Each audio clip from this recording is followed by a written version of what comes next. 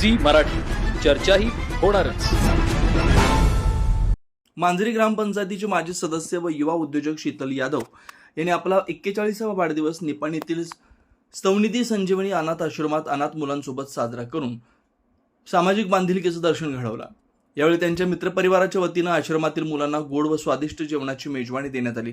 आश्रमाच्या व्यवस्थापनाकडे 10,000 रुपयांची आर्थिक मदतही सुपूर्द करण्यात आली।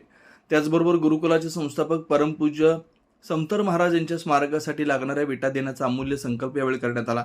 यावेळी शीतल यादव यांनी आपल्या मनोगतात सांगितलं की वाढदिवस हा केवळ केक कापून साजरा करण्याचा दिवस नसून समाजाप्रती आपली जबाबदारी ओळखून गरजूंच्या चेहऱ्यावर आनंद निर्माण करणं अधिक महत्त्वाचं आहे। अनाथ मुलांसोबत वेळ घालवताना मला वेगळाच समाधानाचा अनुभव मिळतो। पुढील काळातही अशा प्रकारे सामाजिक कार्यात सक्रिय राहण्याचा माझा प्रयत्न राहील।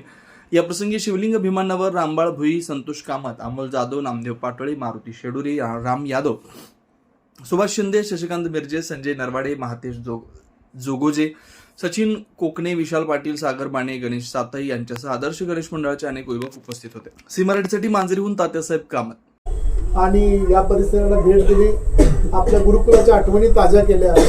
ज्या गुरुकुलामध्ये ते शिकले, वावरले, त्या गुरुकुलचं स्वरूप जे चेंज झालेलं आहे त्याच्याबद्दल त्यांनी आनंद व्यक्त केला आणि सगळ्यांना शुभेच्छा दिल्या। आणि त्याचबरोबर या गुरुकुलची मी काय उतराई करू शकतो, इथं शिकलो, मी मोठा झालो, पण या गुरुकुलसाठी मी काय करू शकतो म्हणून यावर्षी 10,000 रुपयाची देणगी संस्थेला त्यांनी दिलेली आहे। त्याबद्दल त्यांचं मी हार्दिक अभिनंदन करतो। आज त्यांचा जन्मदिवस आहे, या जन्मदिवसाच्या त्यांना हार्दिक शुभेच्छा देऊया सगळ्यांच्या मार्फत त्यांना। आणि यांचं प्रतिवर्षी हे एकच वर्ष नाही, इथून पुढे प्रत्येक वर्षी 29 मार्च 29 मार्च या दिवशी प्रतिवर्षी माझ्याकडून भोजन दिलं जाईल असंही त्यांनी सांगितलंय। आणि त्याचबरोबर आपल्या इथं जे परमपूज्य गुरुदेव समंतभद्र महाराज ज्यांनी ही संस्था स्थापन केली आणि 11 गुरुकुलांची स्थापना केली, त्या 11 गुरुकुलचे स्थापक परमपूज्य गुरुदेव समंतभद्र महाराज यांच्या नावाने एक स्मारक या ठिकाणी होणार आहे। त्या स्मारकासाठी त्यांची विटाची स्वतःचे वीट उत्पन्नाचं त्यांचं स्वतःचं प्रोडक्शन आहे। त्यांचं स्वतःचं प्रोडक्शन करून ते वेगवेगळ्या ठिकाणी विटा पोच करतात।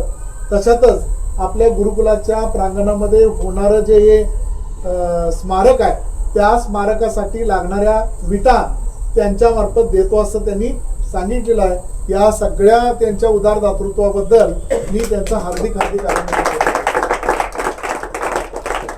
आणि एक छोटासा सन्मान आमच्या गुरुकुलामार्फत या ठिकाणी करतोय, ते त्यांनी स्वीकारावं अशी मी त्यांना विनंती करतो।